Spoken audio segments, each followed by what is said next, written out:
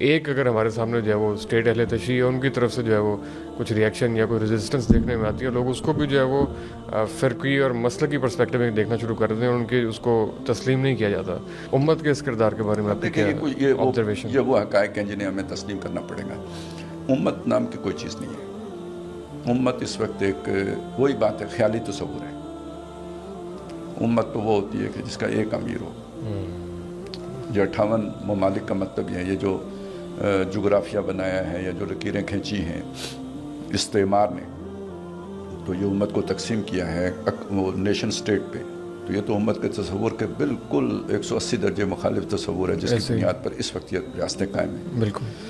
اور یہ کتنا بڑا گناہ ہے کہ جس نے عصبیت پر بات کی وہ ہم میں سے نہیں۔ یہ ساری ریاستیں اس نیشنلزم کی عصبیت کی بنیاد پر بنی ہوئی ہیں۔ اب اس عصبیت کے ہوتے ہوئے دیکھیں نا، یعنی ہم تو بہت دور بیٹھے ہوئے ہیں ہند میں۔ اچھا، ہم تو اس بیس سے بنے بھی نہیں ہوئے ویسے، ایک ہم علیحدہ ہیں بس، وہ ہمارے پاس اور کچھ تھا ہی نہیں۔ تو ایک ہم علیحدہ بیٹھے ہوئے ہند میں بیٹھے ہوئے ہیں، لیکن دیکھیں عرب تو فلسطینی عربوں میں سے ہے نا، کوئی نیشنلزم کا ہی جذبہ ہوتا ہے، وہ بھی مر گیا ہوا ہے۔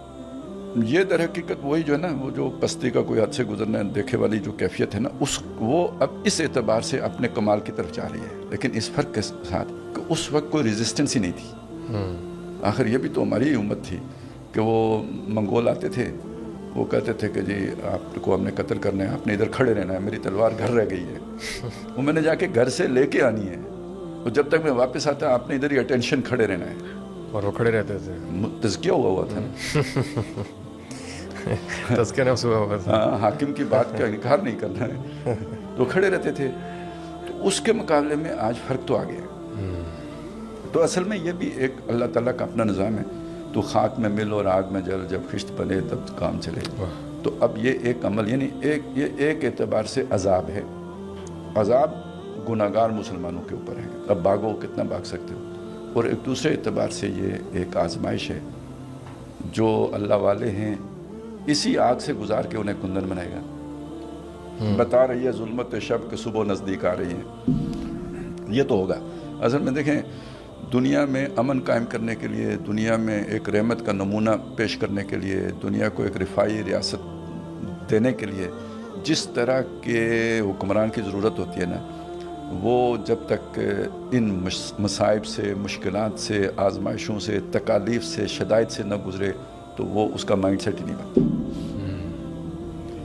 کار جہاں بانی سے ہے دشوار تر کار جہاں بینی، جگر خون ہو تو چشم دل میں ہوتی ہے نظر پیدا۔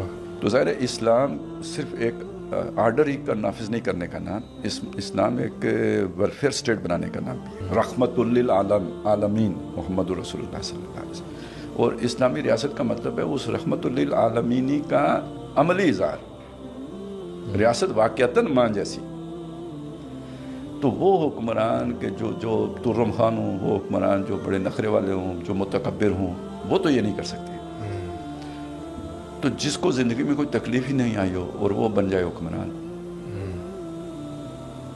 تو اس کے نخرے تو کسی طرف ختم ہی نہیں ہوں گے۔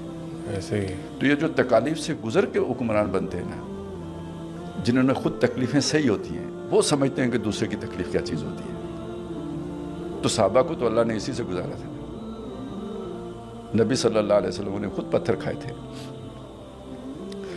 تو اب امت پہ وہ دن آ گیا ہے، پولرائزیشن ہو رہی ہے،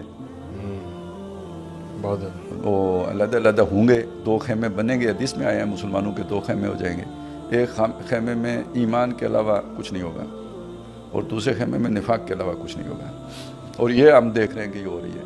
اور کسی بھی قوم کو یا امت کو یا علاقے کو جب اللہ اٹھاتا ہے تو پہلے یہ پولرائزیشن ہوتی ہے۔ یہ پولرائزیشن کا لفظ بھی بڑا اہم ہے آج کل، ٹرمپ جیسے لیڈر بھی پولرائزیشن کا باعث بنتے ہیں۔ ایک پولرائزیشن ہوتی ہے نفرت کی بنیاد پر، وہ تخریب کو جنم دیتی ہے۔ ایک پولرائزیشن ہوتی ہے کسی آئیڈیل، نسب العین، آدرش کی بنیاد پر، تو یہ پولرائزیشن تعمیر کی بنیاد بنتی ہے۔ لیکن پولرائزیشن کسی بھی معاشرے کو تبدیل کرنا ہو، خواہ تخریب کرنی ہو یا تعمیر کرنی ہو، پولرائزیشن پہلا سٹیپ۔